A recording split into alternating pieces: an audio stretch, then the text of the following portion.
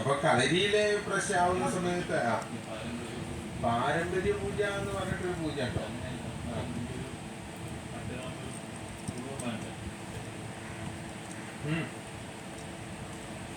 ഞാനിപ്പോ ശംഖിൽ തീർത്ഥം കൊണ്ട് പൂജിച്ചു, ചന്ദനത്തിന്റെ ഓറയിൽ നിന്ന് ചന്ദനം കൊണ്ട് പൂജിച്ചു, പുഷ്പം എടുത്ത കഴിഞ്ഞാല് എനിക്ക് ധൂപം വേണമെന്നുണ്ടോ? ധൂപം വേണമെന്നില്ല.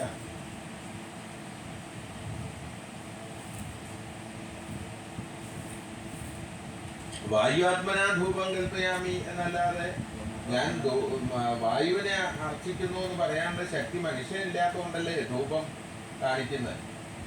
വായുവാത്മനാ ധൂപം കൽപ്പയാമി എന്നല്ലേ, വായുവിന് വേണ്ടിക്കൊണ്ട് വായുഭൂതത്തെ ഞാൻ അങ്ങേക്ക് അർപ്പിക്കുകയാണ്. അത്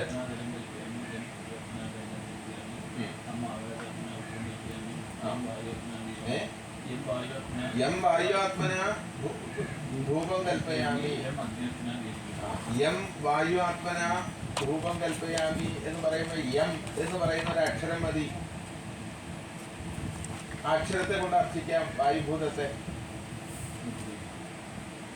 ആ യം വായുവാത്മന ധൂപം കൽപ്പയാമി എന്ന് പറയുന്നതിന് മുദ്രയുണ്ട്, അത് മാത്രം പോരെ. രം അഗ്നിയാത്മന ദീപം കൽപ്പയാമി. അപ്പൊ അഗ്നിയെ കൊണ്ട് അങ്ങയെ പൂജിക്കാൻ എനിക്ക് സാധ്യമല്ല, അതുകൊണ്ട് രം എന്ന് പറയുന്ന ബീജാക്ഷരത്തെയും പിന്നെ അഗ്നിക്ക് പ്രതീകമായിട്ടുള്ള ദീപത്തെയും കാണിക്കുന്നു. അപ്പൊ ഇത് പൂജ പൂർണ്ണമായിട്ടും പഠിച്ചു കഴിഞ്ഞാൽ ഇതെല്ലാം ഉപേക്ഷിക്കല്ലേ ചെയ്യുക. സാധനങ്ങൾ ഉപേക്ഷിക്കല്ലേ ചെയ്യുക, അതിൽ നിൽക്കുകയല്ലല്ലോ ചെയ്യുക. ഇത് LKG പഠനമല്ലേ ഇത്. പൂജിക്കുന്ന സമയത്ത് ജനങ്ങൾക്ക് കാഴ്ചക്ക് വേണ്ടിയല്ലേ ഇത്. അത് പൂർണ്ണമായിട്ട് ഉൾക്കൊണ്ട ഒരാൾക്ക് മുദ്ര പോരെ, അല്ലെ അക്ഷരം പോരെ. ഒരുവിധം മലയാള നമ്പൂതിരിമാർ ഉപയോഗിക്കുന്ന മുദ്രകൾ ഇതിനെ അടിസ്ഥാനപ്പെടുത്തിയ കാഴ്ചക്കില്ല.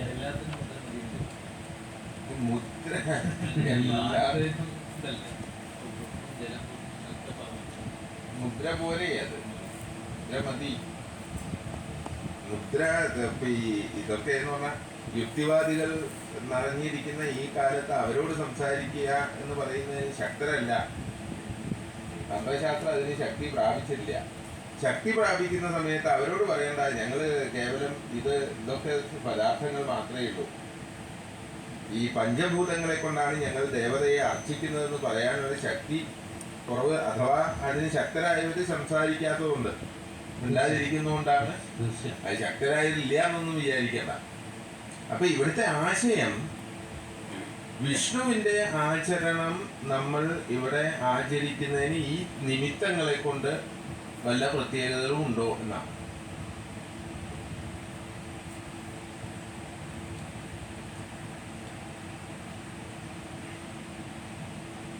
സ്വതന്ത്രമായിട്ടുള്ള വിഷ്ണു അങ്ങനെയല്ലേ ഉദ്ദേശിച്ചത്? സ്വതന്ത്രമായ അതാണല്ലോ ഇപ്പൊ ചർച്ച അദ്ദേഹം കൊണ്ടുവന്നത്. മറ്റേത് ഡിക്ലെയർഡ് ആണല്ലോ. അന്നേരം 4 ദേവതാ വിഷയത്തെ മാറ്റിക്കഴിഞ്ഞാൽ ഒരു ചെറിയൊരു സംശയം. ഈ 5 എന്ന് പറയുന്ന ഭാവം ഉപാസനാസ്ഥാനമല്ലേ? 9, അതായത് ബലവാനായി നിൽക്കുന്ന 5-ാം ഭാവാദിവിന് ഉപാസനാകാരകത്വം നിശ്ചയിക്കില്ലല്ലോ. ബലവാനായിട്ടുള്ള 5-ാം ഭാവാദിവിന്റെ ഉപാസനാസ്ഥാനത്തെ ബലം അല്ലേ? നല്ല ബലല്ലേ അവിടെ കാണിക്കുന്നത്. 5-ാം ഭാവാദിവൻ ആരാണ്? വ്യാഴല്ലേ. അദ്ദേഹം ഉച്ചരാശിയിലല്ലേ പോയി വർഗോത്വാംശത്തിനായിട്ട്. അപ്പൊ ഇവിടെ വൈഷ്ണവ ഉപാസന ഉണ്ടായിരുന്നു എന്നുള്ളത് നമുക്ക് സമർപ്പിച്ചൂടെ? അപ്പൊ ആ വൈഷ്ണവ ഉപാസനയുടെ ഫലമായിക്കൊണ്ടാവാം ഒരു പക്ഷേ ഈ സാന്നിധ്യഭാവത്തിലെ ബുധന്റെ സ്ഥിതി അവിടെ. കാരണം അഷ്ടമ വിശേഷ സാന്നിധ്യഭാവാധിപത്യം വഹിച്ച് ബുധൻ അവിടെ ലഗ്നത്തിൽ സ്ഥിതി ചെയ്യുമ്പോൾ വിശേഷ ഉപാസന സ്ഥാനാധിപനായിക്കൊണ്ട് തന്നെ വ്യാഴം എന്ന് നമുക്ക് 3 രാശി കൊണ്ടും കാണിച്ചു. ഞാനിവിടെ പൂർണ്ണ സാന്നിധ്യമായിട്ട് ഞങ്ങൾ ഉപാസിച്ചിട്ടുണ്ട്. 3 രാശികളെ കൊണ്ടാണോ? ആരൂഢത്തിൽ നിന്ന് 9-ൽ വ്യാഴം, ഉദയത്തിൽ നിന്ന് 7-ൽ വ്യാഴം, ഉദയ നവാംശത്തിൽ നിന്ന് 4-ൽ വ്യാഴം, ഛത്രത്തിൽ വ്യാഴം, വൃഷ്ടാന്തരാശിയിൽ വ്യാഴം, ചന്ദ്രാധിഷ്ഠിത രാശിയുടെ 7-ൽ വ്യാഴം. ഏതെങ്കിലും ഒരു രാശിയിൽ നിന്ന് പറഞ്ഞിട്ടുണ്ടോ? ഇല്ല. ഇതിലെല്ലാം ഉണ്ട്. എല്ലാ രാശിയിൽ നിന്നും കേന്ദ്രസ്ഥനാണ് വ്യാഴം. ഇതിലൊന്നും മറഞ്ഞ ഭാവങ്ങളെ കാണുന്നില്ല. ഇല്ല. അപ്പോൾ തീർച്ചയായിട്ടും നമ്മൾ ആ ദേവതാ വിഷയത്തിൽ എടുക്കുമ്പോൾ അതൊന്ന് സംശയം ഇല്ലാതെ കണ്ട് തന്നെ നമുക്ക് പിന്നെ അത് ഏതെന്ന് മാത്രമേ ഇനി കണ്ടെത്താനുള്ളൂ.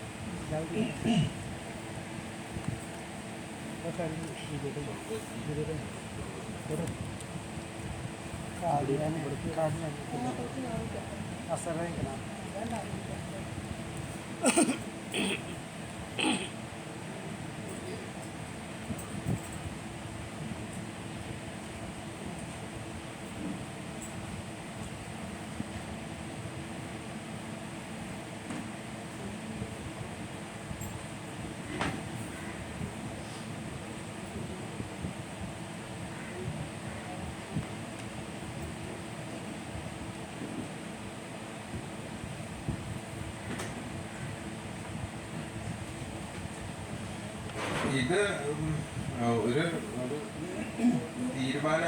ബുധന്റെ നവാംശസ്ഫുടത്തിലായിരുന്നു പ്രതിയുടെ 20 ഭൂമി ബന്ധത്തിലേ ഗുരുനാഥ ബ്രഹ്മരക്ഷസും വരില്ലോ അല്ലേ? അതെ, അതും പറയാം.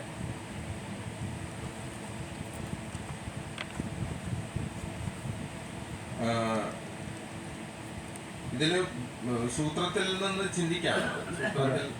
സൂത്രത്തിൽ പ്രശ്നക്രിയാസംഭവം കഴിഞ്ഞാൽ പിന്നെ സൂത്രം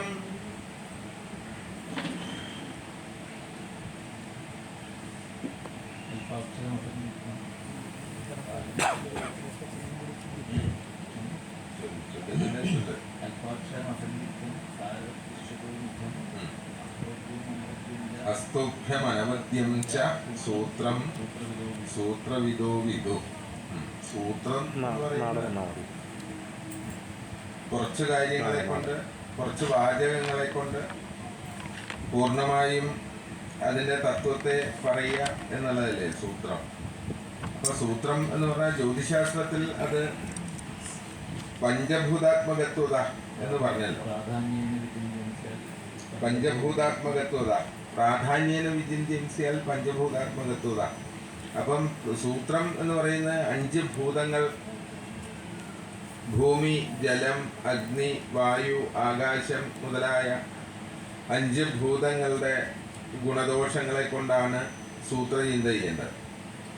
അതിൽ 5 ഗ്രഹങ്ങൾക്ക്, 5 ഭൂതങ്ങൾക്ക് 5 ഗ്രഹങ്ങളെ നാഥന്മാരായിട്ട് കൽപ്പിച്ചിട്ടുണ്ട്. അത് ബുധൻ, ശുക്രൻ, ചൊവ്വ, ശനി, വ്യാഴം എന്നീ ഗ്രഹങ്ങളെയാണ്. അപ്പം ഭൂമിഭൂതത്തിന് ബുധനെയും, ജലഭൂതത്തിന് ശുക്രനെയും, അഗ്നിഭൂതത്തിന് ചൊവ്വയെയും, വായുഭൂതത്തിന് ശനിയെയും, ആകാശഭൂതത്തിന് വ്യാഴത്തിനെയും കർത്താക്കന്മാരായി, നാഥന്മാരായി കൽപ്പിച്ചുകൊണ്ട് ആ സൂത്രത്തിനൊരു പേര് കൊടുത്തിട്ടുണ്ട്. ജീവസൂത്രം, രോഗസൂത്രം, മൃത്യുസൂത്രം. 3 തരത്തിലാണ്. ഇപ്പൊ ജീവസൂത്രം അധികമായിട്ട് വരാം, രോഗസൂത്രം അധികമായിട്ട് വരാം, മൃത്യുസൂത്രഫലം അധികമായിട്ട് വരാം. ഇതിൽ സമ്മിശ്രണം വരാം. അതിൽ ജീവസൂത്രത്തിന്റെ ആധിക്യത്തിൽ ജീവസൂത്രഫലം ദീർഘമായൂരുക്ഷമനാദിജ, ദീർഘമായൂരുക്ഷമനാദിജ, ആയുസ് ദീർഘമായ ആയുസ് ഉണ്ടാവും എന്നും, ഇന്ന് രോഗാദി വിഷയങ്ങളൊക്കെ അനുഭവിക്കുന്നുണ്ടെങ്കിൽ അത് പരിഹരിക്കും എന്നാണ്. രുക്സൂത്രം ചിൽ ധനഹതി, രോഗസൂത്രമാണെങ്കിൽ അത് ധനഹതി, മനോഭംഗം, ദേഹപ്രവീത. അത് സാമാന്യമായ 3 ഫലങ്ങളാണ്. സാമ്പത്തികമായ ക്ഷയത്തെയും, മനോഭംഗം മാനസികമായ പരാജയത്തെയും, മനസ്സിലെല്ലാ കാര്യങ്ങളും നടക്കാത്തതുകൊണ്ടുള്ള മാനസികമായ ഭംഗത്തെയും, ദേഹപ്രപീഡ, ദേഹത്തിന് പ്രകർഷനുണ്ടാവുന്ന പീഡ, ശരീര വ്യാധികളും മാനസികമായിട്ടുള്ള ആധികളും ഒക്കെയായിട്ടുള്ള അസ്വസ്ഥത. മൃത്യുസൂത്രഫലം മൃത്യു പൃഷ്ടു സംബന്ധിനാമപി. മൃത്യുസൂത്രഫലം ആധിക്യം വന്നു കഴിഞ്ഞാൽ അതിന്റെ ഫലം മറ്റൊന്നല്ല, മൃത്യു തന്നെയാണ്. അത് പൃഷ്ടാവിന് അഥവാ തൽസംബന്ധികൾക്ക്, ക്ഷേത്രാവുന്ന സമയത്ത് ആ ദേവതകൾക്ക് മരണത്തിന്റെ സാധ്യത ഇല്ല എങ്കിൽ ചൈതന്യ ലോകവും ആ ദേവതയായിട്ട് ബന്ധപ്പെട്ട കുടുംബജനങ്ങളിലേക്ക് മരണത്തിന്റെ ലക്ഷണവും പൃഷ്ടു സംബന്ധിനാമപി. പിന്നീട് പറയാണ് പ്രേപ്സിതാപ്തി അഭിപ്രഷ്ടു സൂത്രേ ജീവനദായിനി. മറ്റൊരു പ്രശ്നമാണെങ്കിൽ എന്ന് വെച്ചാൽ കാര്യപ്രശ്നമാണെങ്കിൽ പ്രേപ്സിതാപ്തി എന്ന് പറഞ്ഞാൽ ആഗ്രഹത്തിന്റെ സഫലത. എന്ത് ആഗ്രഹത്തിനാണോ പ്രശ്നം വയ്ക്കുന്നത് ആ കാര്യം സാധിക്കും എന്ന് പറയാം. പ്രേപ്സിതാപ്തി അഭിപ്രഷ്ടു സൂത്രേ ജീവനദായിനി രോഗതേ കാര്യനാശാദി. കാര്യപ്രശ്നത്തിൽ രോഗസൂത്രത്തിന്റെ ആധിക്യം വന്നാൽ കാര്യനാശം ആണ്. ദുഃഖം ഭീരഭിമൃത്യുതേ. ദുഃഖവും ഭയവുമാണ് മൃത്യുസൂത്രത്തിൽ. അത്ര ഗ്രന്ഥാന്തരം ജാസ്തി ചാവി തദേവാനുവിലിഖ്യതേ. വീണ്ടും അതിൻ്റെ ഒരു ഗ്രന്ഥാന്തരം കൂടെ പറയുകയാണ്. ആയുർവീര്യം ധനമപി യശോ വർദ്ധതേ ജീവസൂത്രേ. ആയുസ്, വീര്യം, ധനം, യശസ് മുതലായവ ജീവസൂത്രത്തിന്റെ ആധിക്യത്തിൽ വർദ്ധിക്കുന്നു. ഭീരുവൃദ്ധിർ ദിനമനുമന കർമ്മഭംഗു ഇന്ത്യസൂത്ര. എന്താ രുക്സൂത്രം ജയിൽ ധനഹതി മനോഭംഗ ദേഹപ്രവീര. ഭീ രുക്ക് വൃദ്ധിർ ദിനമനുമന കർമ്മഭംഗു ഇന്ത്യസൂത്രേ. ഭയം വർദ്ധിക്കുക, രുക്ക് രോഗങ്ങൾ വർദ്ധിക്കുക, രുക്ക് വൃദ്ധിർ ദിനമനുമന കർമ്മഭംഗം. അനുദിനം ദിനം പ്രതിയായിട്ടുണ്ടാവുന്ന കർമ്മഭംഗങ്ങളുമാണ് സൂത്രത്തിന്റെ ഫലം എന്ന് പറയും. പൃഷ്ടുർവാച്യം ഫലമവി ദൃഢം. ഏത് പ്രശ്നത്തിലാണെങ്കിലും ഈ സൂത്രത്തെ കൊണ്ട് നമ്മൾക്കിത് നിരൂപണം ചെയ്യണം എന്ന് പറയുമ്പോൾ ഇവിടെ വല്ലച്ചിറ കാലരിക്കളരിയിലെ അഷ്ടമംഗല പ്രശ്നത്തിൽ സൂത്രചിന്ത ചെയ്ത സമയത്ത് സാമാന്യസൂത്രം രോഗമാണ്, അധിപസൂത്രം മൃതിയാണ്. ഭൂതങ്ങളായിട്ട് പറയുമ്പം പൃഥ്വിഭൂതത്തിൻ്റെ നാഥൻ ബുധനായി, അത് രോഗസൂത്രവും. ജലഭൂതത്തിൻ്റെ നാഥൻ ശുക്രനായി, അത് മൃതിസൂത്രവും. അഗ്നിഭൂതത്തിൻ്റെ നാഥൻ ചൊവ്വയായി, അത് രോഗസൂത്രവും. വായുഭൂതത്തിൻ്റെ നാഥൻ ശനിയായിട്ട്, അത് മൃതിസൂത്രവും. ആകാശഭൂതത്തിൻ്റെ നാഥൻ വ്യാഴമായിട്ട്, വ്യാഴത്തിന് മൃതിസൂത്രവുമാണ്. വല്ലച്ചിറ കാലരിക്കളരിയിലെ പ്രശ്നത്തിൽ ജീവസൂത്രം ഇല്ല എന്നതാണ് നമുക്ക് ആദ്യം തന്നെ വിലയിരുത്തേണ്ട കാര്യം. ജീവസൂത്രം ആണ് നമ്മൾ ആഗ്രഹിക്കുന്നത്, ജീവസൂത്രത്തിന്റെ ആധിക്യമാണ് നമുക്ക് വേണ്ടത്. പക്ഷെ ഇവിടുത്തെ പ്രശ്നത്തിൽ ഒറ്റ ജീവസൂത്രവും വന്നിട്ടില്ല എന്നതാണ്. അപ്പം മൃതിസൂത്ര ഏത് സൂത്രത്തിന് ആധിക്യം ചോദിക്കുമ്പോൾ മൃതിസൂത്രത്തിനാണ്. 3 മൃതിസൂത്രവും 2 രോഗസൂത്രവുമാണ്. അതുകൊണ്ട് ഇപ്പൊ നമ്മൾ പറയപ്പെട്ട കാര്യങ്ങളുടെ ദോഷത്തിന്റെ പരിഹാരം എന്ന് പറയുന്നത് എളുപ്പമല്ല. എന്തെങ്കിലും കാര്യം ചെയ്ത് ആരെക്കൊണ്ടെങ്കിൽ എന്തെങ്കിലും കർമ്മം ചെയ്ത് തീർക്കാൻ പറ്റുമോ എന്ന് ചോദിച്ചു കഴിഞ്ഞാൽ ഇതിൽ മറ്റൊരു കാര്യവും കൂടെ ഉണ്ട്. അത് നിങ്ങൾക്ക് ഇഷ്ടപ്പെടാത്തതായിരിക്കും. ഇതുവരെ അനവധി പ്രശ്നങ്ങളും കാര്യങ്ങളും ചെയ്ത് പല പരിഹാരങ്ങളും ഇവിടെ ചെയ്തിട്ടുണ്ടെങ്കിലും ഒന്നും ഫലവത്തായിട്ടില്ല. അത് നമുക്ക് വിമർശനത്തിന് കാരണമായിത്തീരും. അയാൾ ചെയ്തത് ശരിയായിട്ടില്ല എന്ന അങ്ങനെ വിചാരിക്കേണ്ട. പക്ഷേ ഇവിടെ നമ്മൾ നിരൂപണം ചെയ്യുമ്പോൾ യാതൊരു തരത്തിലും ഒരു ജീവസൂത്രം പോലും ഇല്ല. അത് നമ്മൾ പ്രത്യേകം ശ്രദ്ധിക്കേണ്ടതാണ്. അപ്പം നമ്മൾ കാശ് ചിലവാക്കി പരിഹാരങ്ങളും പ്രായശ്ചിത്തങ്ങളും ചെയ്യുമ്പോൾ അതിന് ഉത്തരവാദികളായ വ്യക്തികൾ ആരെയാണോ നമ്മൾ ആ ഉത്തരവാദിത്തം ഏൽപ്പിക്കുന്നത് അവർ യോഗ്യന്മാരായിരിക്കണം. കർമ്മത്തിന്റെ യോഗ്യരായിട്ടുള്ള വ്യക്തികളെ മാത്രമേ ഇവിടെ അവരെ കൊണ്ടേ ചെയ്യിക്കാവൂ. അവർ യോഗ്യരായാൽ മാത്രം പോരാ, അവർക്ക് കൊടുക്കുന്ന നിർദ്ദേശങ്ങളും യോഗ്യമായിരിക്കാം. എന്താണ് പരിഹാരം ചെയ്യേണ്ടത്? അപ്പോൾ നിങ്ങൾ പറയുകയാണ് ഇപ്പം ഞങ്ങൾക്ക് സാമ്പത്തികമായിട്ടൊന്നും അത്ര കൂടുതലായിട്ടും ചെലവ് ചെയ്യാൻ പറ്റില്ല, അതുകൊണ്ട് നിങ്ങൾ ചെറുതായിട്ട് എന്തെങ്കിലും അങ്ങനെ ഒരു നമ്മളുടെ ഒരു അഡ്ജസ്റ്റ്മെന്റ് നമുക്ക് പറയാം. അതിന് നമ്മൾ ഒരു കാരണവശാലും ഇവിടുത്തെ കാര്യത്തിൽ ചെയ്തുകൂടാ. അത് കുടുംബത്തിലേക്ക് ഭാവിയിലേക്ക് നാശം തന്നെയായിരിക്കും എന്ന് നിശ്ചയിച്ചു വേണം നമുക്ക് ബാക്കി കാര്യങ്ങളെ തീരുമാനിക്കാൻ. എന്താ അപ്പോ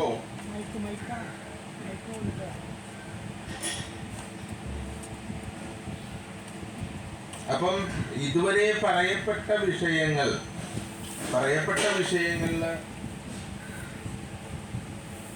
ഏത് കാര്യങ്ങൾക്കാണ്, ഏത് വിഷയങ്ങൾക്കാണ് കൂടുതൽ ആധിക്യം എന്ന ഒരു തീരുമാനം എടുത്തിട്ടായിരിക്കും നമുക്ക് മുന്നോട്ട് പോകേണ്ടത്. ദേവതകളിൽ വന്ന ദേവതാകോപമാണോ, അഥവാ ശാപാദി ദുരിതങ്ങളാണോ, ശത്രുദോഷം മുതലായിട്ടുള്ള വിഷയങ്ങളാണോ, ഇങ്ങനെ പലതും വരാലോ. ദേവേർവാ ധർമ്മദൈവൈഹി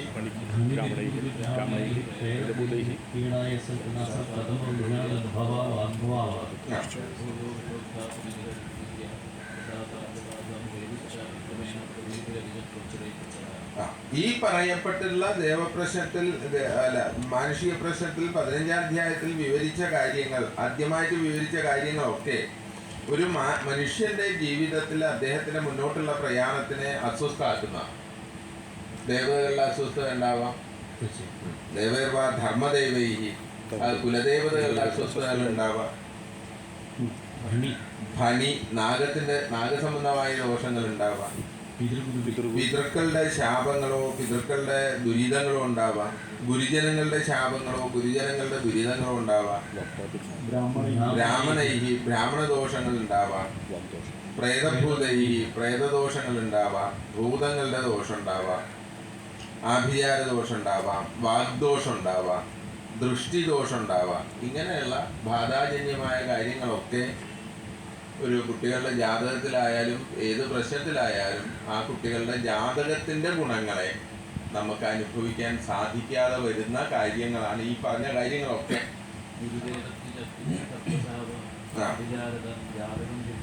ജാതകം ഭിദ്യതേ നൂനം നോചേൽ തത്തൽ പ്രതിക്രിയകൾ വ്യക്തമായിട്ടും വന്നില്ലെങ്കിൽ ഇതെല്ലാം വളരെ ഗൗരവമായിട്ടും അവരെ ബാധിക്കാൻ സാധ്യതയുണ്ട് എന്ന് പറയുന്നതാണല്ലോ ആ പ്രകടനം.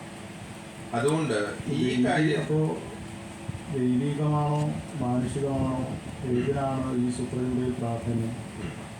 വളരെ പ്രതീകോത്സവ ചൊല്ലിയിട്ടുള്ള പ്രമാണം പുരുഷാപാതിനാൽ അത്യുഗ്രസപ്രസാദ അഭിചാരത ജാതകം വിദ്യതയെന്നുള്ളതാണ് നോവേൽക്കൽ പ്രതിക്രിയ. ഇതിൻ്റെ കാരണങ്ങൾ കണ്ടെത്തി പ്രതിക്രിയകൾ ചെയ്യാത്തിടത്തോളം ജാതകം വിദ്യതയെ ഈ കുടുംബത്തിലുള്ള ഓരോ വ്യക്തികളുടെ ജാതകത്തിൽ വരെ ക്ഷേമമായ യോഗങ്ങളും രാജയോഗങ്ങളും ഉണ്ടെങ്കിൽ പോലും പ്രവർത്തിക്കില്ല എന്നൊക്കെ. തറവാടിൻ്റെ ദുരിതം കാരണമായിട്ട് ഇത്ര മഹാദശകൾ കിട്ടിയാലും ഒരുപക്ഷെ പലരുടെയും ജാതകം പരിശോധിച്ചാൽ ശ്രേഷ്ഠമായ യോഗങ്ങളൊക്കെ ഉണ്ടെങ്കിലും ഈ കളരിയിലെ ദുരിതം കാരണമായിട്ട് ആ വ്യക്തിക്ക് കളരിയിലെ കുടുംബത്തിൻ്റെ തറവാടിൻ്റെ ദുരിതം കാരണമായിട്ട് അതനുസരിക്കില്ല. അതിൽ നമുക്ക് രണ്ട് കാര്യങ്ങൾ, കാരണം ഇപ്പോൾ സാർവത്രികമായിട്ട് മൃതി രോഗം എന്ന് കാണിച്ചിട്ടുണ്ടെങ്കിലും അതിൽ ശുക്രന്റെ സൂത്രമാണല്ലോ മൃതിസൂത്രമായിട്ട് തന്നെ ഏറ്റവും നിലനിൽക്കാൻ സാധ്യത. ശിഷ്ടഗ്രഹങ്ങൾക്ക് വീര്യമുണ്ടല്ലോ, വ്യാഴത്തിനും മൃതി 3 ഗ്രഹങ്ങൾക്കാണ്. അതിൽ വ്യാഴത്തിനും ശനിക്കും ബലം, ഇഷ്ടസ്ഥിതി ബലം. അത് അതിൻ്റെ ഗുണമായിട്ട് വരുമ്പോൾ അതനുസരിക്കാതെ നിൽക്കുന്നത് ശുക്രനാണ്, അതിദുർബലനായിട്ട് നിൽക്കുന്ന ശുക്രൻ. അപ്പോൾ ശുക്രൻ്റെ ദോഷം ചിന്തിക്കുമ്പോൾ 7ഉം 12ഉം ഭാവത്തിൻ്റെ അധിപനായിട്ടുള്ള ഗ്രഹം, സ്വർണ്ണാരൂഢത്തിൻ്റെ 7ഉം 12ഉം ഭാവത്തിൻ്റെ അധിപനാണ്. അപ്പം അങ്ങയുടെ ചോദ്യം അതല്ല, ഇതിൽ ഏത് തരത്തിൽ എന്ന് ചിന്തിക്കുമ്പോൾ 4ൽ നിൽക്കുന്ന രാഹു, അതുപോലെ തന്നെ ഈ ഷഷ്ടപതിയും അഷ്ടമാധിപനും കൂടിയാണ് ലഗ്നഭാവത്തെ ആശ്രയിച്ചത്. അതാണല്ലോ ശാപത്തിൻ്റെ ഗൗരവം. ചന്ദ്രേശ പുഷ്പസംബന്ധേ ശാപാദ്യാഹ പ്രബലാസ്തതേ എന്ന് സ്വർണ്ണാരൂഢം തന്നെ കാണിച്ചത്. ഈ സ്വർണ്ണ പ്രശ്നത്തിൽ ദേവതാകാര്യങ്ങളെല്ലാം നന്നാക്കുന്നുണ്ടെങ്കിലും പ്രബലമായ ശാപങ്ങൾ തന്നെയാണ് തറവാടിൻ്റെ ദുരിതമായിട്ട് നിലനിൽക്കുന്നത് എന്ന് സ്വർണ്ണാരൂഢത്തിൽ കേന്ദ്രീകരിച്ച 2 ഗ്രഹങ്ങളും കാണിച്ചതാണ്. പിന്നെ കേന്ദ്രരാശിയിൽ നിൽക്കുന്ന പാപഗ്രഹം ചൊവ്വാദൃഷ്ടനായിട്ട് രക്താധിപന്റെ ദൃഷ്ടിയോ അല്ലെങ്കിൽ നവാംശഗതിയുടെ ദൃഷ്ടിയോ അല്ല സ്വീകരിക്കുന്നത്, ആദ്യം തന്നെ പറയണം. കാരണം 4ൽ നിൽക്കുന്ന രാഹുവാണ് മറ്റൊരു വിഷയം. അപ്പോൾ സർപ്പസംബന്ധിയായിട്ടുള്ള വിഷയത്തിലും ശാപസംബന്ധമായ വിഷയത്തിലും മറ്റെല്ലാത്തിനേക്കാളും ഗൗരവം തോന്നിക്കുന്നൊരു ഗ്രഹസ്ഥിതി ഉണ്ടെന്ന് ഗ്രഹഘടനാ പദ്ധതിയിൽ നമുക്ക് തോന്നുന്നു. മറ്റതില്ല എന്നല്ല. അപ്പോൾ പറഞ്ഞല്ലോ, സമഗ്രമായിട്ട് വിവിധ കാലത്തിലുണ്ടായ പരിവർത്തനത്തിൽ വന്ന ദേവകാര്യങ്ങൾ ചർച്ച ചെയ്തുവെങ്കിലും ലഗ്നം സാധിപ്പിച്ച ലഗ്നാധിപന്റെ പ്രത്യക്ഷമായിട്ടുള്ള ദൃഷ്ടിയുണ്ട്, യോഗം കൊണ്ട് അനുസരിക്കുന്നത് ശാപവും സർപ്പസംബന്ധിയായിട്ടുള്ള വിഷയമാണ് എന്ന് തോന്നിക്കുന്നുണ്ട്. തോന്നിക്കുന്നുണ്ട് വെച്ചാൽ അതാണ് ഗ്രഹഘടന. ഏറ്റവും ബാധിക്കുന്നത് 7ാം ഭാവപതിയായിട്ടുള്ള ശുക്രനെയാണ്. കാരണം യുഗ്മരാശിയിൽ ദുർബലനായ ഗ്രഹത്തിന് ഒരു ഭാഗത്ത് പറഞ്ഞല്ലോ, യുഗ്മേ ഗൃഹേ യുഗ്മനം തോജസ്തേ സതിജോജ ഭാവജബലം സംസന്ധി കൈജിജനാഹ എന്ന് പറഞ്ഞല്ലോ. അപ്പോൾ യുഗ്മരാശിയിൽ ദുർബലനായിരിക്കുന്ന ഗ്രഹം തുലാരാശിയേക്കാളും ദോഷപ്രദനായിട്ട് തീരാൻ സാധ്യതയുള്ള ഇടവൻ രാശി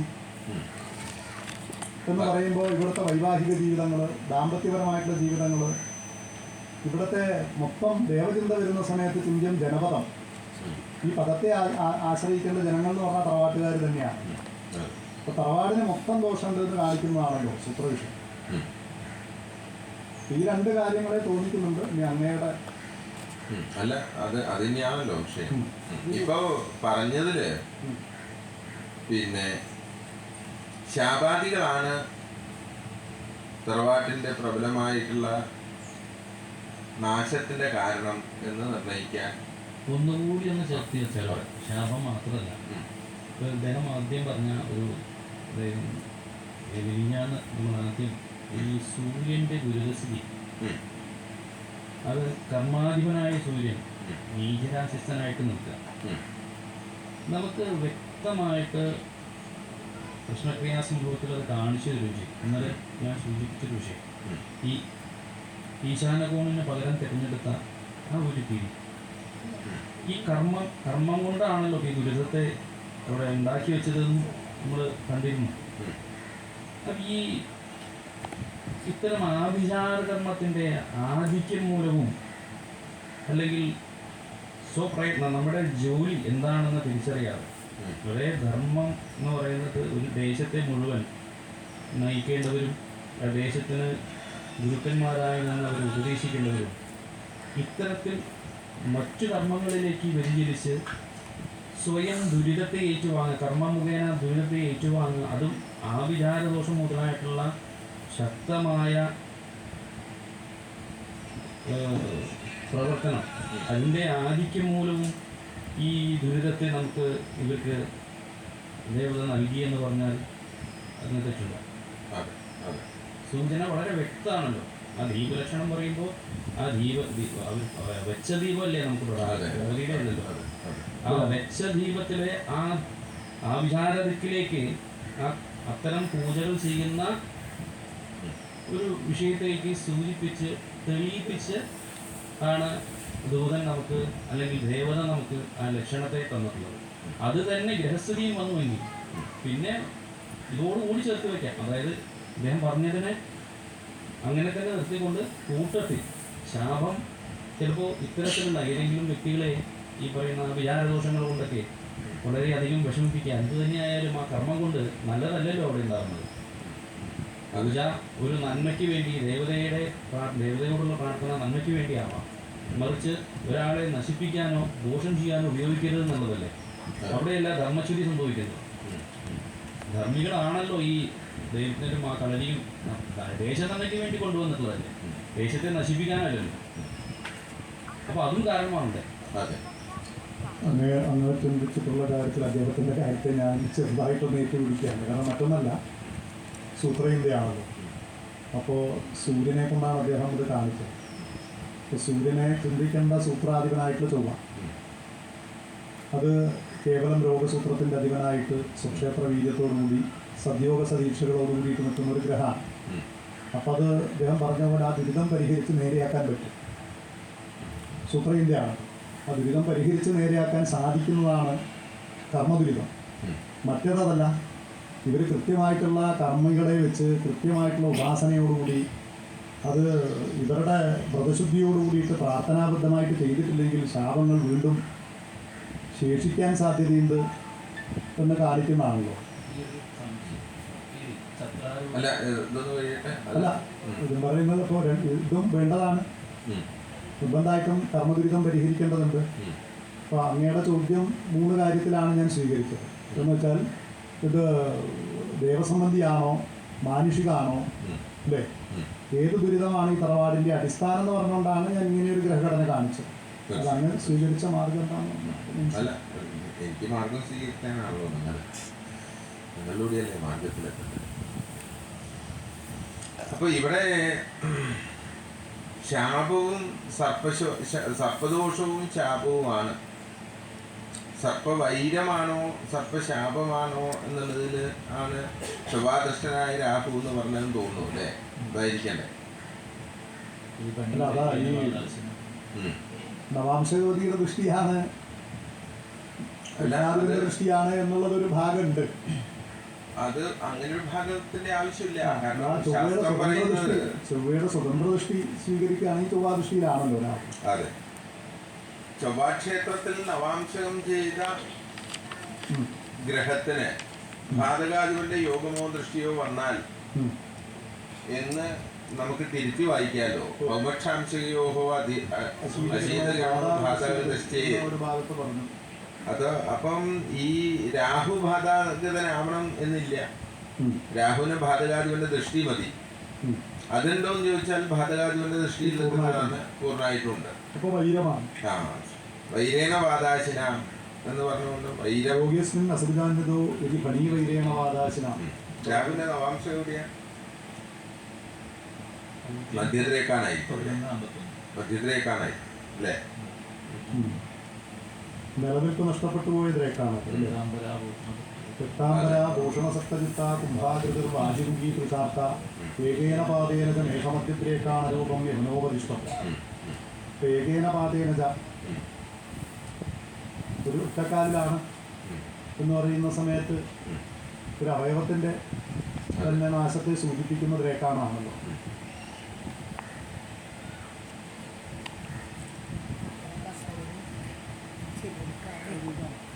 ഇപ്പൊ സർപ്പദോഷം കേവലം പടിഞ്ഞാറ് ഭാഗത്തുണ്ടായിരുന്ന കാവ് നശിപ്പിച്ചുകൊണ്ട് മാത്രമല്ല, സർപ്പത്തിന്റെ വൈരം സമ്പാദിച്ച ദോഷവും കൂടി ഉണ്ട് എന്ന് പറയുമ്പോൾ തറവാട്ടിൽ നിന്ന് അതികഠിനമായ രൂപത്തിൽ സർപ്പത്തെ കൊന്നിട്ടുള്ള ദോഷമുണ്ട്.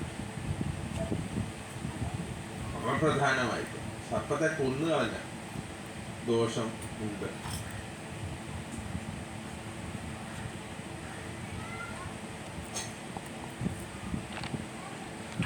നാലിലെ രാഹു ചിത്രകൂടം വെച്ചിട്ടും ചിത്രകൂട കരണം എന്നല്ലേ? എന്താ പ്രായശ്ചിത്തം എന്ന് ചോദിക്കുമ്പോഴല്ലേ ചിത്രകൂട കരണം എന്ന് പറയുന്നത്.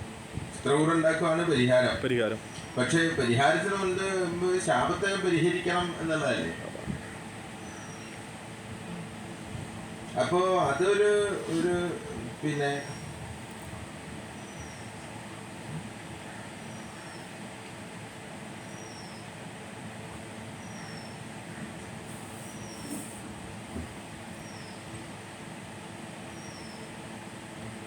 മേടരാശിയുടെ മധ്യത്തിലേക്കാണെന്ന് പറഞ്ഞാൽ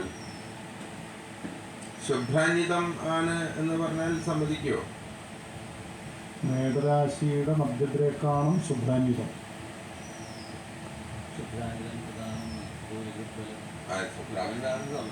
സമ്മതിച്ചാലല്ലേ? സമ്മതിക്കാവോ? പറയാൻ നിയമമാണ്. എന്താണ് ലക്ഷണയ സ്വീകരിക്കാന്ന് പറഞ്ഞു. അതെ, അങ്ങനെയാണ് പ്രമാണത്തെ സ്വീകരിക്കേണ്ടത്. അത് ശക്തി പോരാൻ തോന്നുകയാണെങ്കിൽ രാഹു നവാംശം ചെയ്ത് ചിങ്ങദ്രേക്കാണത്തിലാണ് അല്ലേ? രേഖാണം ചിങ്ങമാവുന്ന സമയത്ത് ചിങ്ങത്തിൽ ശുഭ്രാന്വിതം ആണ് എന്ന് പറഞ്ഞല്ലോ. ചിങ്ങൻ രാജ്യത്തിൽ ശുഭ്രാന്വിതല്ലേ? അപ്പം ശുഭ്രാന്വിതമായിരിക്കുന്ന രേഖാണത്തെ വീക്ഷിതോ രവിർ ബലവാൻ വിബലൗ യതീന്ദു ശുക്രൗ ശുഭ്രസ്ഥാനെ ഒരു പുറ്റ് അഥവാ ഒരു പൊത്തുണ്ടായിരുന്ന സ്ഥലത്തിൽ നിന്ന് സർപ്പത്തെ വിളിച്ചു വരുത്തി തീയിട്ട് നശിപ്പിച്ചതാണ് അതിഗൗരവമായ ദോഷം എന്ന് കാണുന്നത്. അത് ഉണ്ടെങ്കിൽ ഉണ്ട് എന്ന് പറയണം. ഈ സംഭവം ഉണ്ടായിട്ടില്ല. ഇവിടെ കെട്ട് നിറക്കുന്ന സമയത്ത് അത് ഇതേമാതിരി ജ്യേഷ്ഠം മലയ്ക്ക് പോണ സമയമാണ്. ഇവിടെ താഴ്ത്തുന്നു 2 ചെറിയ നാഗത്തിൻ്റെ കുട്ടികൾ, ചെറുത്, ഒരു വെള്ളി കളർ ചെറുതാണ്. അച്ഛൻ അവിടെ നിന്ന് അടിച്ചു വന്നു. അമ്മയ്ക്ക് അന്ന് ഇളകുകയും ചെയ്തു. ഇങ്ങനെ സംഭവം ഉണ്ടായില്ല. നമുക്ക് വ്യക്തമായിട്ട് അറിയുന്നതാണ് നമ്മളുള്ള സമയത്ത്.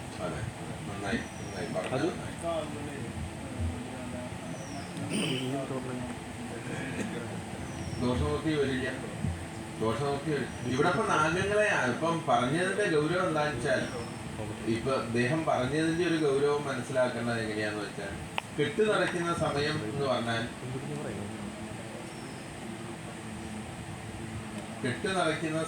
പറഞ്ഞാൽ എന്താണ് ആ സമയത്തിന്റെ പ്രത്യേകത?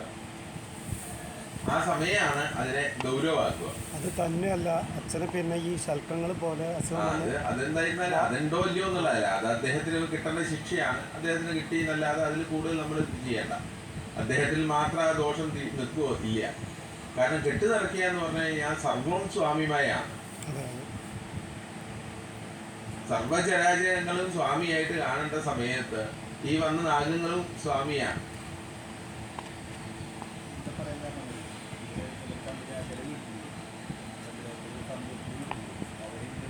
അവിടെ പാലുണ്ടായിരുന്നു, അത് മുറിച്ചു.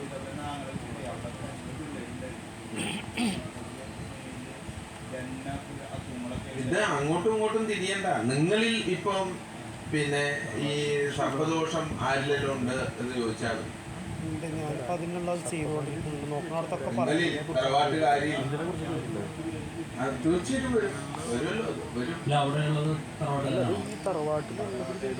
ആ തറവാടാണ് പാശ്ചാചാരോട് ഇവിടെ ഉണ്ടായിരുന്നു. അല്ല, അതിൻ്റെ ബാക്കിലുണ്ടായിരുന്നു. അത് കഴിഞ്ഞ് ചാച്ചൻ്റെ അവിടെ ഉണ്ടായിരുന്നു. വിജയൻ്റെ ബാക്കിലും ചാച്ചൻ്റെ അവിടെ ഒരു പാലം, വലിയ പാലം. കാരണം 4 രാഹു വന്നില്ലേ, ആരാധനയുണ്ട്.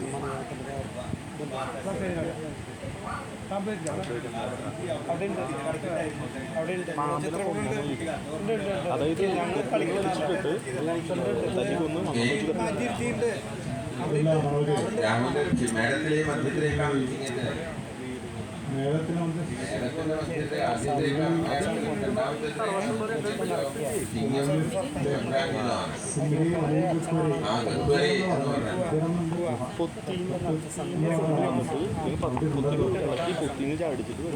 അങ്ങനെയാണ് പ്രമാണത്തെ സ്വീകരിക്കേണ്ടത്.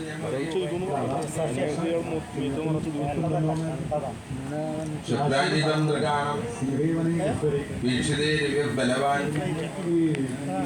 വിപലോ യതീന്ദ്ര ശുഭ്രസ്ഥാനെ. അങ്ങനെ ഉണ്ടായിട്ടില്ല.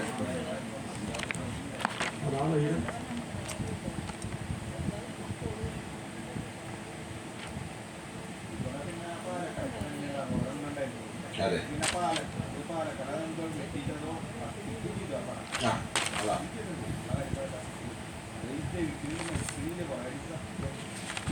പാലത്തീറ്റുണ്ടോ?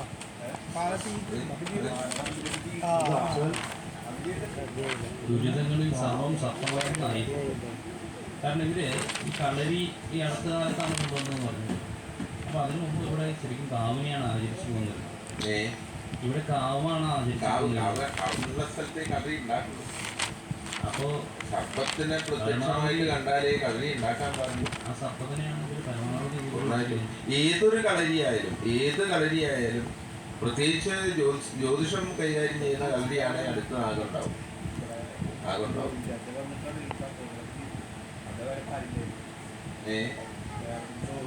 ആള് വന്നിട്ടാണ് ഈ കാര്യങ്ങളൊക്കെ ചെയ്തത്.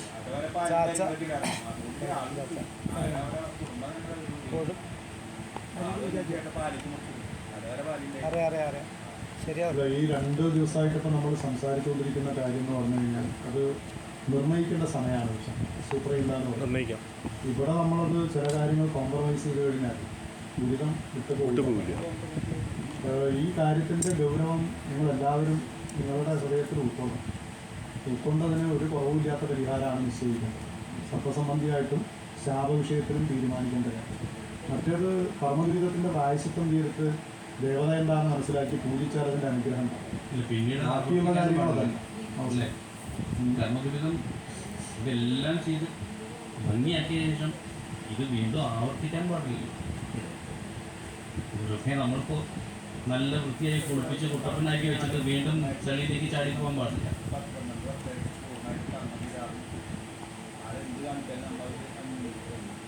അല്ല അത് അതല്ലാന്ന് പറഞ്ഞാൽ മറ്റുള്ളവർക്ക് ഇല്ല അത് നോക്കണ്ട ഇനിയിപ്പോൾ അതൊരു ഫെമിനാരത്തിൻ്റെ വിഷയമാണ് ഇവിടെ അങ്ങോട്ടേക്ക് ചെയ്യരുത്. എങ്ങനെ വെക്കാളുകൾ രണ്ടാളുകളാണ് രണ്ടാളുകൾ ഇത് എവിടെ പോകുമ്പോഴും ഈ ഒരു വിഷയം വരില്ല ഈ നാഗത്തിൻ്റെ. അത് പറയല്ലോ എവിടെ പോകുമ്പോൾ ഞാനത് പറഞ്ഞില്ലെങ്കിൽ എല്ലാ മാസവും ചെയ്യുന്നുണ്ട്. ആ രാശി തെളിഞ്ഞിട്ടില്ല. വിനോദം, ഇവര് ഈ വിഷയത്തെ ഗൗരവപൂർണമായി സ്വീകരിച്ച് അടുത്ത നിമിഷം അതിന്റെ ഫലം ഇത് കാണിച്ചു കൊടുക്കും.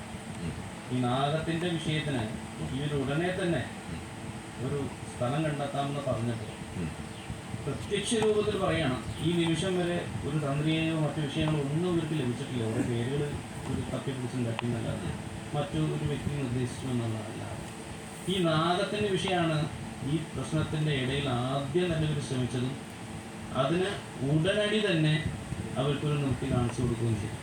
അപ്പോൾ എന്തോ ഒരു ഈശ്വരാനുഗ്രഹം ഇവരിൽ വ്യക്തമായിട്ട് ഈ ദുരിതത്തെ അതിജീവിക്കാൻ ദൈവം തന്നെ കൂടെ നിൽക്കുന്നുണ്ട്.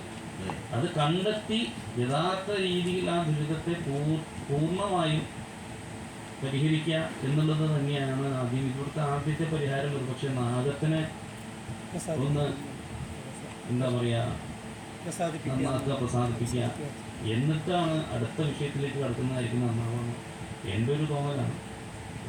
അല്ല ഗൗരവത്തിനനുസരിച്ച് പ്രായശ്ചിത്തം വേണം. പ്രസാദിപ്പിക്കണോ പ്രതിഷ്ഠിക്കണോ? പ്രതിഷ്ഠിക്കണമെന്നുള്ളത് നമ്മൾ തീരുമാനിച്ചു കഴിഞ്ഞതാണ്. പ്രതിഷ്ഠിക്കണം തന്നെ. പടിഞ്ഞാറ് ഭാഗത്ത് സ്ഥലം ഇതിനു വേണ്ടി കണ്ടെത്തി നാഗക്കാവായിട്ട് പരീക്ഷിച്ച് അതിൽ ചിത്രകൂട പ്രതിഷ്ഠ ചെയ്ത് അതിൽ എത്ര ചിത്രകൂടം വേണമെന്ന് വരെ നമ്മൾ നിർണയിച്ചതാണ്.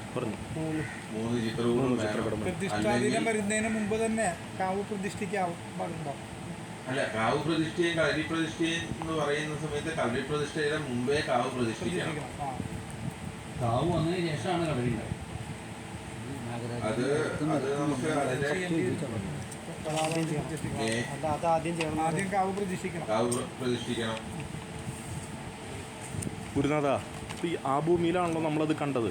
അപ്പോൾ അതിൽ അസ്ഥിബന്ധം ഉള്ളത് കൊണ്ട് നമുക്ക് ആ ഭൂമിയിൽ നിന്ന് കുറേ മണ്ണ് എടുത്ത് മാറ്റിയിട്ടൊക്കെ ചെയ്യേണ്ട കാര്യങ്ങളല്ലേ? അപ്പോൾ ഈ പടിഞ്ഞാറ് ഭാഗത്ത് അസ്ഥിബന്ധം കണ്ടില്ല. ഇല്ല, ഈ ഇവിടേക്കാണ് തെക്ക് ഈ മൂലയിലേക്കാണ്. തെക്ക് പടിഞ്ഞാറ് ഭാഗത്താണ് കണ്ടത് അല്ലേ? അപ്പം നമുക്ക് നേരെ അങ്ങോട്ട് കളിയുടെ നേരെ മധ്യത്തിൽ നിന്ന് ഇടതുഭാഗത്തേക്കാണ് കാവ് വേണ്ടത്. ഇങ്ങോട്ട് നേരെ മധ്യത്തിൽ നിന്ന് ഇടതുഭാഗത്തേക്ക്. അത് നിങ്ങൾ സ്ഥലം വാങ്ങുന്ന സമയത്ത് അങ്ങനെ തന്നെ വാങ്ങണം.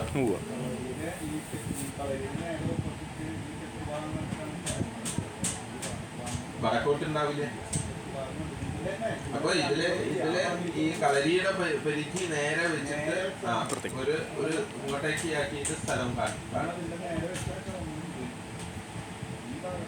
വടക്ക് പടിഞ്ഞാറ് ഭാഗത്താണ്. വടക്ക് പടിഞ്ഞാറിൽ തന്നെ വടക്ക് ആശ്രയിച്ച സ്ഥലം. പടിഞ്ഞാറിനെയാണ് വടക്ക് ആശ്രയിച്ച സ്ഥലത്ത് നാഗക്കാവാക്കി. അത് ആദ്യം തന്നെ പ്രതിഷ്ഠിക്കുകയും ചെയ്യരുത്. പ്രതിഷ്ഠിക്കരുത്. ആദ്യം ഭൂമി ശുദ്ധിയാക്കുക. ഭൂമിയിൽ വേണ്ട ശുദ്ധിയാക്കുക. എന്നിട്ട് വെറുതെ ഇട്ടേക്കുക. വെറുതെ ഇട്ടതിന് ശേഷം അവിടെ വൃക്ഷങ്ങൾ വളരണം. കാവാവണം. അവിടെ നാഗങ്ങൾക്ക് വസിക്കാൻ യോഗ്യമുള്ള സ്ഥലമാണെന്ന് അവർ തീരുമാനിക്കണം. എന്ത് വേണമെന്ന് വെച്ചാൽ നാഗത്തിനെ പ്രത്യക്ഷമായിട്ട് കാണണം. അവിടെ പ്രത്യക്ഷമായിട്ട് നാഗങ്ങളെ കണ്ടതിന് ശേഷം വേണം ചിത്രകൂട പ്രതിഷ്ഠ ചെയ്യാൻ. ചിത്രകൂട പ്രതിഷ്ഠ നമുക്കാണ്. നമ്മളെ അനുഗ്രഹിക്കാണ് ചിത്രകൂട പ്രതിഷ്ഠ. നമ്മൾ അവർക്കാണ് ആദ്യം അനുഗ്രഹിക്കുന്നത്. അവരുടെ അനുഗ്രഹത്തിന് വേണ്ടി ആദ്യം കാവാക്കണം. നല്ല കുറ്റിച്ചെടികളൊക്കെ വെച്ച് നന്നായിട്ട് ഇതാക്കിയിട്ടുണ്ടെങ്കിൽ നമുക്ക് ഒരു നല്ലൊരു ഇതായിട്ട് അവർക്ക് വന്ന് താമസിക്കണം എന്നുള്ള ബോധ്യത്തോടു കൂടെ നാഗത്തെ കാണണം. അവിടെ നാഗത്തെ കണ്ടതിന് ശേഷം അവിടെ ചിത്രകൂട പ്രതിഷ്ഠ ചെയ്യാം. ഈ ചിത്രകൂട പ്രതിഷ്ഠ എന്ന് പറയുന്നത് വലിയൊരു കാര്യമല്ല. നാഗക്കാവാക്കുക എന്നുള്ളതാണ് പ്രധാന കാര്യം. ചിത്രകൂടം നമുക്ക് ഏറ്റവും കിഴക്ക് ഭാഗത്ത് മതി. പടിഞ്ഞാറ് ഭാഗത്തേക്ക് മുഴുവൻ കാവാക്കുക എന്ന് വെച്ചാൽ ഇത്ര സ്ഥലം കിട്ടിക്കഴിഞ്ഞു പടിഞ്ഞാറ് ഭാഗം വയ്ക്കുക. അതിൻ്റെ ഏറ്റവും കിഴക്ക് ഭാഗത്തായി ചിത്രകൂടം പ്രതിഷ്ഠിക്കുക. അപ്പൊ കാവിലേക്ക് നമുക്ക് പ്രവേശിക്കേണ്ട. കാവിലേക്ക് നമുക്ക് പൂജയ്ക്ക് മാത്രം കയറിയാൽ മതി. കയറിയിട്ട് ചിത്രകൂടത്തിൽ പൂജയും കാര്യം ചെയ്ത് നമുക്ക് ഇറങ്ങാം. പറകിലേക്ക് നമ്മൾ ശല്യം ചെയ്യുന്നേയില്ല. അവരെന്താ വെച്ചാൽ ആയിക്കോട്ടെ. അത് കെട്ടി സംരക്ഷിച്ച് മതില് കെട്ടി കീറി കളച്ച് മതില് കെട്ടി സംരക്ഷിച്ച് കെട്ടിന് ദ്വാരട്ട് കൊണ്ട് കെട്ടുക. ഇതിപ്പോ നാഗക്കാവാണെന്ന് പറഞ്ഞു കഴിഞ്ഞാൽ നാഗങ്ങൾക്ക് അടിക്കാൻ തരമുണ്ടെങ്കിൽ അടിക്കും. ബന്ധനത്തിലിരിക്കുന്നത് ഇണങ്ങാൻ പറ്റില്ല. പോകാൻ പറ്റില്ല അങ്ങോട്ടും ഇങ്ങോട്ടും യാത്രയില്ല. ഈ സ്ഥാനം വരുമ്പോൾ ബാക്കിയുള്ള ഭൂമി ഞങ്ങൾക്ക് ബാക്കി ആവശ്യങ്ങൾക്ക് ഉപയോഗിക്കാറുണ്ട്.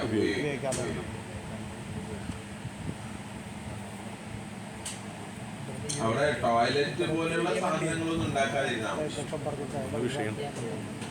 ടോയ്ലറ്റ് പോലുള്ള പിന്നെ വാഷ്റൂം ബാത്റൂം ശുദ്ധിയാവുന്ന കാര്യങ്ങളൊന്നും അവിടേക്ക് ഉണ്ടാക്കാതിരുന്നാൽ അപ്പോൾ നമുക്ക് തെക്ക് ഭാഗത്തേക്ക് അത് ചെയ്താൽ തെക്ക് ഭാഗത്തേക്കോ വടക്ക് ഭാഗത്തേക്കോ ഉണ്ടാക്കാം. ഇങ്ങോട്ടാക്കാം. വടക്കാണ് കുറച്ചുകൂടെ നല്ലത്. വടക്ക് പിന്നെ നൈബറിങ് ഇല്ല, അയൽവക്കമില്ല. വടക്ക് ഭാഗത്തെ വീടുകളില്ല, ഗ്രഹങ്ങളില്ല. വടക്കോട്ട് നമുക്ക് സ്ഥലം കിട്ടുവാണെങ്കിൽ അത് സ്വസ്ഥാക്കി അവിടെ ബാത്റൂമോ നമ്മുടെ കാര്യങ്ങൾക്ക് വേണ്ടി ഓഫീസോ അങ്ങനെയുള്ള കാര്യങ്ങളൊക്കെ ആവാം. ഭാവിയിൽ ഇപ്പോൾ ഇവിടെ തിറപ്പള്ളിയുടെ ആവശ്യമില്ല, പക്ഷെ തിറപ്പള്ളി പോലെയൊക്കെ ആവണമെങ്കിൽ അവിടേക്ക് എടുക്കാതെ. അവിടെ ഒരു കാഞ്ഞിര വൃക്ഷം നിൽക്കുന്നുണ്ട്, അവിടെ കാവാൻ പാടുണ്ടോ? നിരപക്ഷം ഉള്ളതുകൊണ്ട് അത് കാമാവാൻ പാടില്ലാന്നല്ല. അപ്പൊ ഇവിടെ മോണിയെല്ലാം കാണുന്നുണ്ട്, അങ്ങനെയുള്ള സ്ഥലങ്ങളിലും കാണാൻ പറ്റില്ല. പിന്നെ വേറെ എന്താ പറയുക, അവിടെയാണ് റോഡ് വന്ന് നിൽക്കുന്നത്. അപ്പോൾ ആ റോഡിൻ്റെ ഒരു സൗകര്യം കൂടി കിട്ടുമല്ലോ. അപ്പോൾ അതാണ് ആ ഭാഗത്തെ സ്ഥലം വാങ്ങിയാൽ നമുക്ക് ആ റോഡിൻ്റെ ഒരു ഇതും കൂടി കിട്ടും. തീർച്ചയായിട്ടും അങ്ങനെ ചെയ്യാം. അതിന്റെ ഈ വശത്ത് കാവാക്കിയിട്ട് തെക്ക് ഭാഗത്തൂടെ റോഡ് വന്നിക്കുന്നുണ്ട്, ടാറ്റ റോഡ്. പിന്നെ തൊട്ട് പുതിയ റോഡ് വന്നോക്കാം. അപ്പോൾ അത് നമുക്ക് എന്തെങ്കിലും വാഹനങ്ങൾ വരാനും സൗകര്യം നിൽക്കും. തീർച്ചയായിട്ടും അപ്പോൾ ഈ കാവ് വരുമ്പോൾ അതൊരു പ്രശ്നമാകുമോ എന്നുള്ളതാണ്. അത് പ്രശ്നമാവില്ല. വഴി കാവിന്റെ പുറമെ വഴിയാക്കിയാൽ മതി. മതിൽ കെട്ടി തിരിക്കുന്നുണ്ടല്ലോ. നടന്നു വരാൻ സമയം മതിൽ കെട്ടി വരുന്ന സമയത്ത് കാവിന്റെ അടുത്തുകൂടെയാണ് നടക്കുന്നത് എന്നൊരു ബോധം ഉണ്ടാവണം. അതാണ് കാവിന് എത്ര സ്ഥലം മിനിമം വേണമെന്നുള്ളൊരു എത്ര സ്ഥലമായിരുന്നു നാങ്ങൾക്ക് സന്തോഷം. നമ്മളിപ്പോ ചോദിച്ചതിന്റെ അർത്ഥം എത്ര കുറച്ചാണ് അല്ലേ? അല്ലെ, നമുക്ക് മിനിമം എത്ര വേണമെന്നൊരു ധാരണ ഉണ്ടാകുന്ന. അത് നിങ്ങൾക്ക് എത്ര കൊടുക്കാൻ പറ്റും നാങ്ങൾക്ക്? 1-2 സെന്റ് കാവിന് മാറ്റിയതാ അല്ലേ?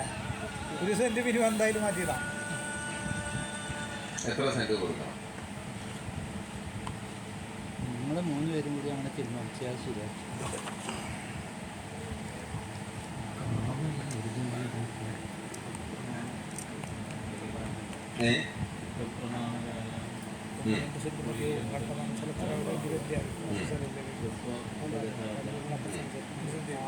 അതൊരു